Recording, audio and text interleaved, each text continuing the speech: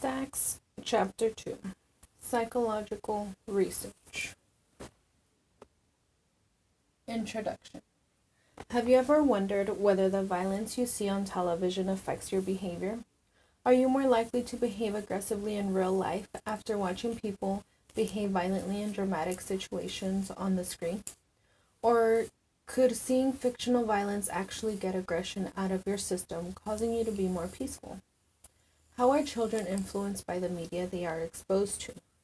A psychologist's interest in a relationship between behavior and exposure to violent images might ask these very questions.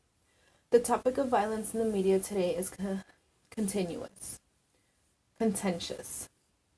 Since ancient times, humans have been concerned about the effects of new technology on our behaviors and thinking process.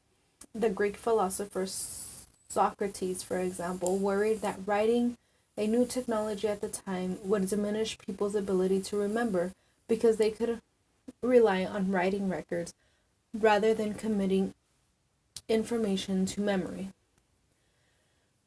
In our world of quickly changing technologies, the questions about the effects of media continue to emerge.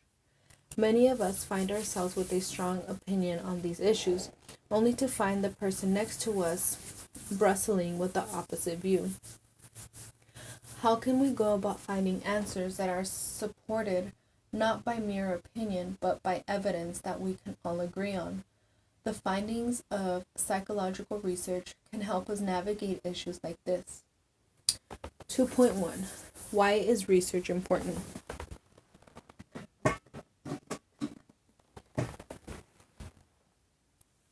Scientific research is a critical tool for successfully navigating our complex world.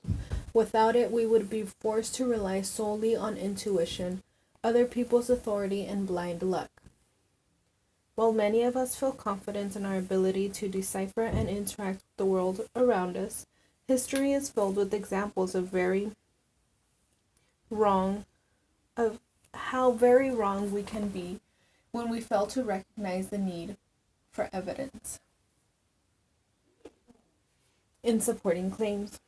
At various times in history, we would have been certain that the sun revolved around a flat earth, that the earth's continents did not move, and that mental illness was caused by possession.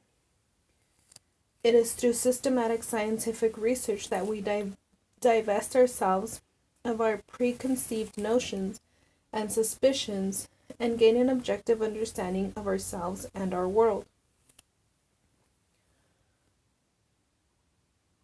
The goal of all scientists is to better understand the world around them. Psychologists focus their attention on understanding behavior, as well as the cognitive, mental, and psychological body process that underlies behavior. In contrast to other methods that people use to understand and behavior of others, such as intuition and personal experience, the hallmark of scientific research is that there is evidence to support a claim. Scientific research is empirical. It is grounded in objective, tangible evidence that can be observed time and time again, regardless of who is observing. While behavior is observable, the mind is not. If someone is crying, we can see behavior. However, the reason for the behavior is more difficult to determine. Is the person crying due to being sad, in pain, or happy? Sometimes we can learn the reason for someone's behavior by simply asking a question, like, why are you crying? However, there are situations in which an individual is either uncomfortable or unwilling to answer a question honestly, or is incapable of answering. For example, infants will not be able to explain why they are crying. In such circumstances, the psychologist must be creative in finding ways to better understand behavior. This chapter explores how scientific knowledge is generated and how important that knowledge is in forming decisions in our personal lives and in the public domain. Use of research information.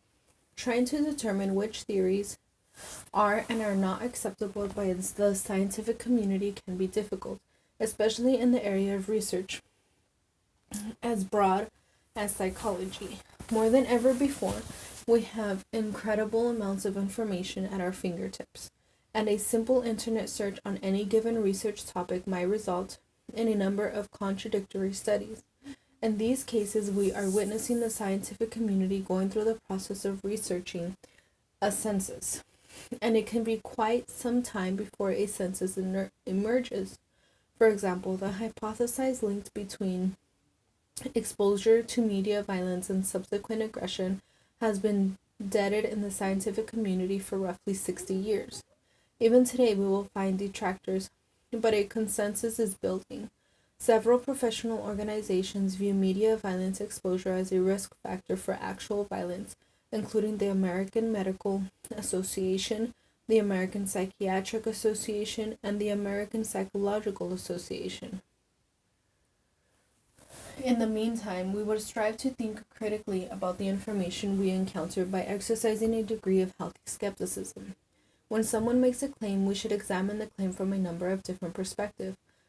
What is the expertise of the person making the claim? What might they gain if the claim is valid? Does the claim seem to justify given the evidence? And what do other researchers think of the claim? This is especially important when we consider how much information in the advertising campaign and on the internet claims to be based on scientific evidence, when in actuality it is belief or perspective or just a few individuals trying to sell a product or draw attention to the perspective.